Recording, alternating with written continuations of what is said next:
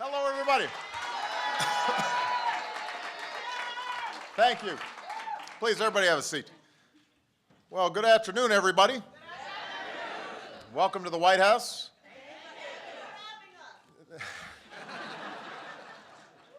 Now, I realize that the last thing you want to hear on New Year's Eve is another speech from me. But I do need to talk about the progress that's being made in Congress today. For the last few days, leaders in both parties have been working toward an agreement that will prevent a middle-class tax hike from hitting 98% of all Americans starting tomorrow. Preventing that tax hike has been my top priority, because the last thing folks like the folks up here on this stage can afford right now is to pay an extra $2,000 in taxes next year. Middle-class families can't afford it. Businesses can't afford it. Our economy can't afford it. Now, today, it appears that an agreement to prevent this New Year's tax hike is within sight, but it's not done. There are still issues left to resolve, but we're hopeful that Congress can get it done. But it's not done.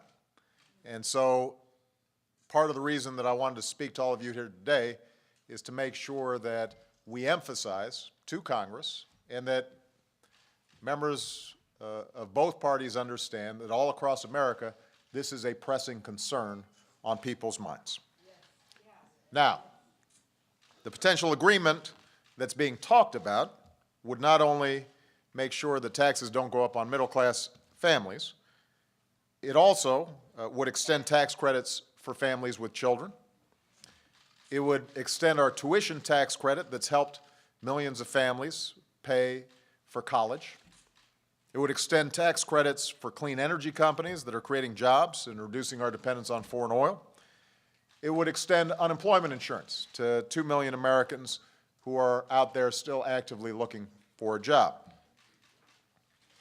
Now, I have to say that ever since I took office, throughout the campaign, and over the last couple of months, my preference would have been to solve all these problems in the context of a larger agreement, a bigger deal, a grand bargain, whatever you want to call it, that solves our deficit problems in a balanced and responsible way, that doesn't just deal with the taxes, but deals with the spending in a balanced way so that we can put all this behind us and just focusing on growing our economy. But with this Congress, that was obviously a little too much to hope for at this time. It may be we can do it in stages. We're going to solve this problem instead in several steps. Last year, in 2011, we started reducing the deficit through $1 trillion in spending cuts. Those have already taken place. The agreement being worked on right now would further reduce the deficit by asking the wealthiest 2% of Americans to pay higher taxes for the first time in 2 decades. So that would add additional hundreds of billions of dollars to deficit reduction. So that's progress, but we're going to need to do more. You know, keep in mind that just last month, Republicans in Congress said they would never agree to raise tax rates on the wealthiest Americans.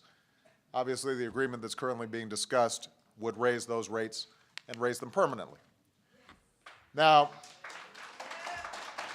but keep in mind, we're going to still have more work to do.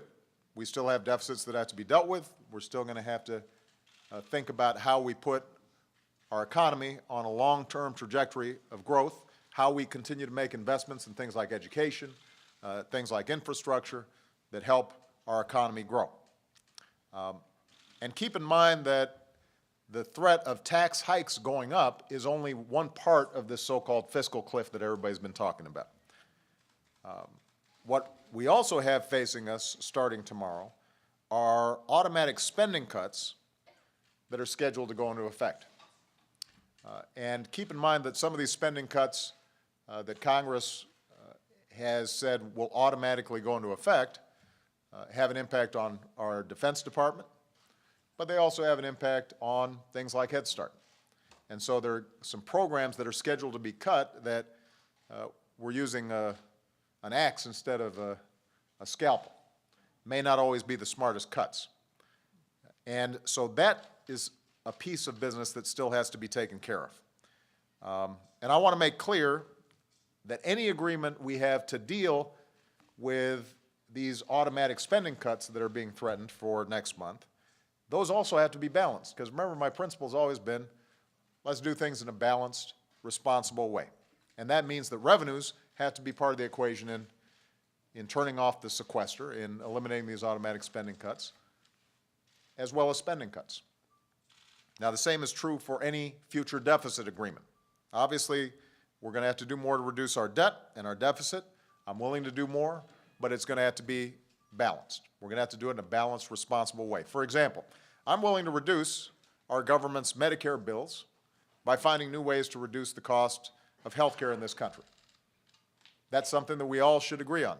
You know, we want to make sure that Medicare is there for future generations. But the current trajectory of health care costs is going up so high, we've got to find ways to make sure that it's sustainable. But that kind of reform has to go hand in hand with doing some more work to reform our tax code so that wealthy individuals, the biggest corporations, can't take advantage of loopholes and deductions that aren't available to most of the folks standing up here, aren't available to most Americans. So there's still more work to be done in the tax code to make it fairer, even as we're also looking at how we can strengthen something like Medicare. Now, if Republicans think that I will finish the job of deficit reduction through spending cuts alone, and you hear that sometimes coming from them, that sort of after today, we're just going to try to shove only spending cuts down, shove spending cuts at us that will hurt seniors or hurt students or hurt middle-class families without asking also equivalent sacrifice from millionaires or companies with a lot of lobbyists, et cetera. If they think that's going to be the formula for how we solve this thing, then they've got another thing coming. That's not how it's going to work. We've got to do this in a balanced and responsible way, and if we're going to be serious about deficit reduction and debt reduction, then it's going to have to be a matter of shared sacrifice, at least as long as I'm president. And I'm going to be president for the next 4 years, I hope. Anyway, for now, our most immediate priority is to stop taxes going up for middle-class families starting tomorrow. I think that is a modest goal that we can accomplish. Democrats and Republicans in Congress have to get this done, but they're not there yet. They are close, but they're not there yet. And one thing we can count on with respect to this Congress is that if there's even 1 second left before you have to do what you're supposed to do, they will use that last second. So as of this point, it looks like I'm going to be spending New Year's here in D.C.